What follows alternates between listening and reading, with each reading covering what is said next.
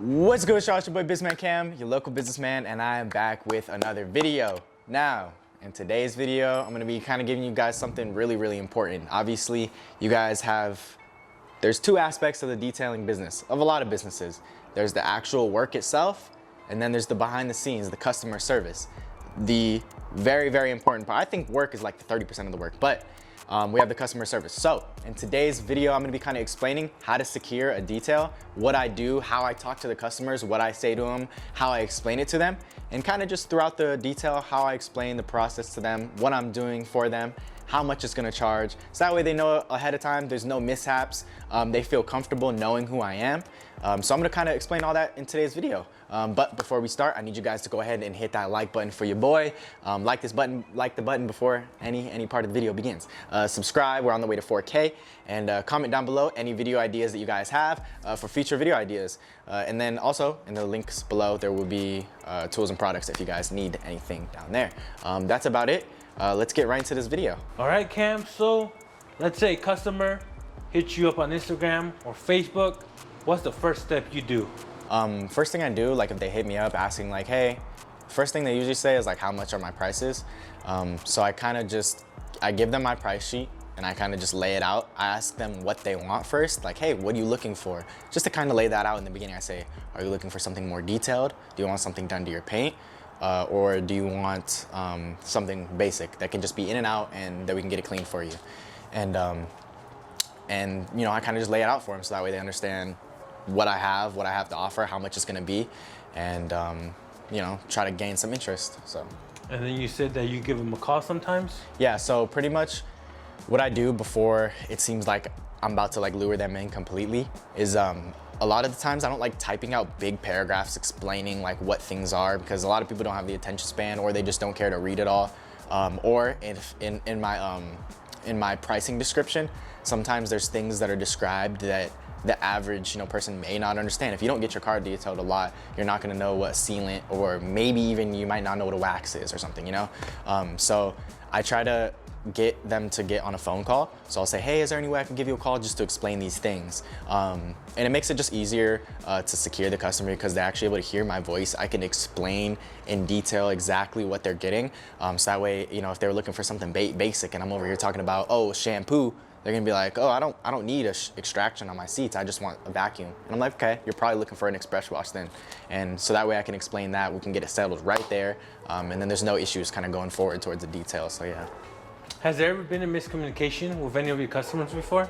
Not yet, actually. I think maybe one, maybe ever, but because I've kind of got the system down to where I make sure to try to talk to them beforehand, or even if I get to the detail and it's like, crazy or whatever, I try to, before I even start, I try to talk to them just so that way I'm not sitting there and it's a complete waste of time, knowing that I got a huge 10-hour detail in front of me and I'm gonna get paid $250, that's just not worth it, so. Got it. All right, man. So you got the appointment, it's confirmed, you show up. Yeah. What do you do? So pretty much from there is I kind of go through the explanation process again. I get the customer out, sort of like I did today, and I'll go through everything that I'll do. I'll literally tell them what I'm gonna start with. So like today, I told the lady, I said, hey, I opened up her doors. I said, I'm gonna go ahead and start with the interior first. I go ahead and explain everything I'm gonna do to them. I'm gonna start with your door panels. I'm gonna wipe the doors down. Then I'm gonna go to the seats. I'm gonna go ahead and extract the seats, get them nice and cleaned up. I go ahead and tell them I'm gonna do the center console, this, that. So I kind of run through, I say, hey, on the exterior, I'm gonna spray this, put a sealant on.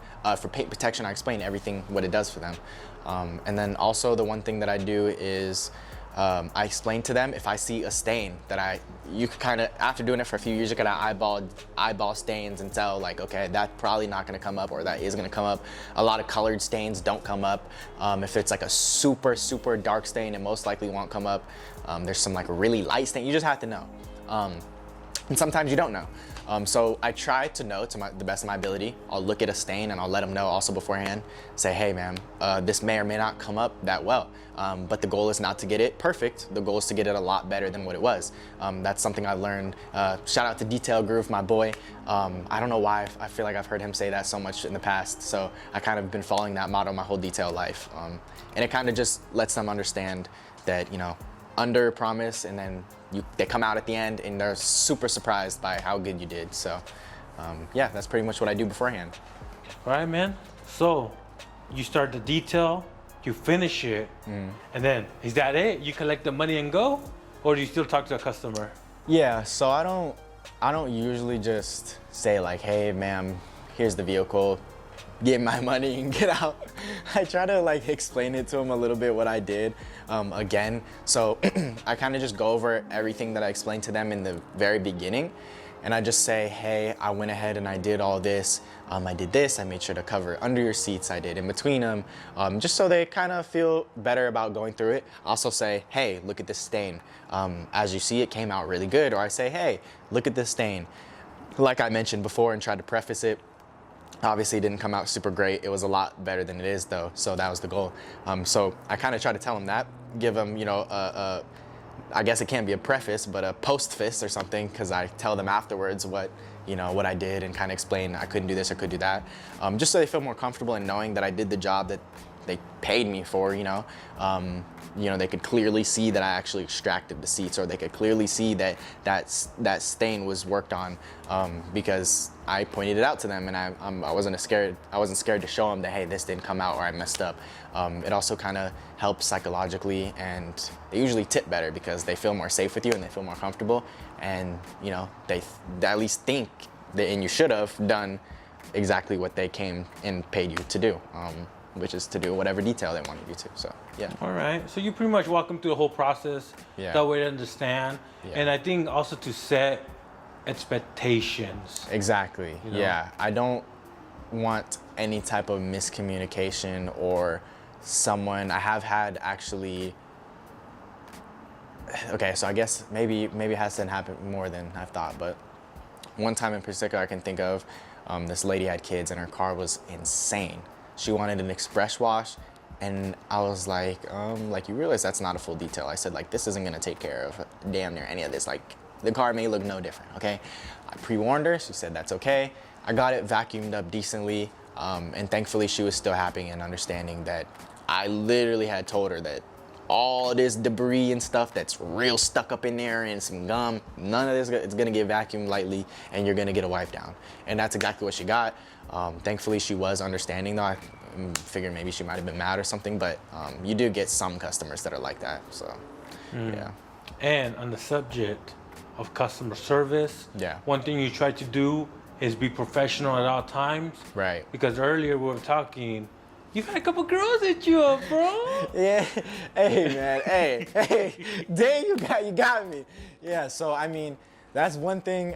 Guys, professionalism is one of the main things inside of customer service. So Hey, I gotta say something. Yeah. Those girls, they wanted more than just a detail, bro. Oh, they wanted a detail, boy. They wanted to get 2 details, boy. I'm telling you. But yeah, man. So pretty much like, I've had a few situations where like some customers, it's very tempting, okay, to say something or to want to do something. But there's been about, I'd say like in the past 6 months since I've been taking detailing seriously, I think 4 times already I've gotten like hit on by a person's car that I've been detailing. And some of them got kids already. Some of them already had a kid and then they lost it, or they had a baby daddy already, or they've been moved to 20 cities, and I'm like, holy crap. And I'm just one little kid, but like, I'm just like, dang. So I gotta, as much as I wanna be like, hey, like, I mean, we can go get some food or Netflix and chill or something, I gotta hold my stance. I don't really say nothing. I try to, yes ma'am, no ma'am, thank you, please, I'm very polite. I don't ever make any customers feel uncomfortable. I'm always making sure that they feel comfortable with me. Women, male, all ages, 20 to 65, you're gonna feel just as comfortable with me because I'm not gonna try anything. With males, I'm not gonna, act weird or try to act tough or whatever. I'm gonna act myself and be professional in the manner that I should, because I came there to do a job, not to find my girlfriend or wife. So I gotta hold it back, man, as much as it hurts. Like another suggestion also is obviously when you get a customer, you want to be able to keep them. You don't want to just have a lot of customers just be one and done. So the goal is to get them either on a maintenance or just to do, set up a once a month full detail or 2 months, whatever. So that's why keeping professionalism is important. That's why keeping customer service is very important, because I don't want just a one and done detail. A lot of these people I want in the long run. A lot of these people I want on my maintenance programs for them to keep. So I want to make sure they feel important. I want to make sure that I respond to their text messages on time. I want to make sure that I'm,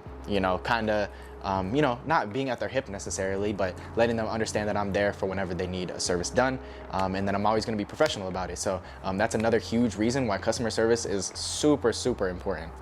Alright, you guys, so that is about it for this video. I hope you guys learned a little bit about why customer service is so important, and the different things you should do that hopefully will help your business. If you guys have any suggestions for me on different things that have been better for customer service, do you guys leave mints in your car? That's something I've been considering, mints, or something I used to do something like that actually. But yeah, let me know any suggestions down below so I can better my business, as well as I hope you guys took something from this. But that is about it for this video, you guys. I hope you guys did enjoy. Please be sure to hit that like button for your boy.